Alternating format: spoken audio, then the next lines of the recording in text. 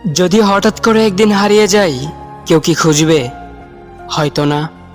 যদি আমার আইডি থেকে ভিডিও পোস্ট করা না হয়, কেউ কি মিস করবে? হয়তো না।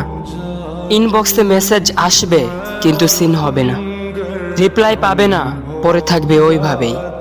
কেউ কেউ হয়তো অপেক্ষায় থাকবে, এই বুঝি আসলো অনলাইনে। আবার কেউ কেউ হয়তো টেরও পাবে না, কেউ একজন নেই, কেউ একজন হারিয়ে গেছে। হঠাৎ একটা সময় কারোর হয়তো মনে পড়বে, কে জানি আর নেই।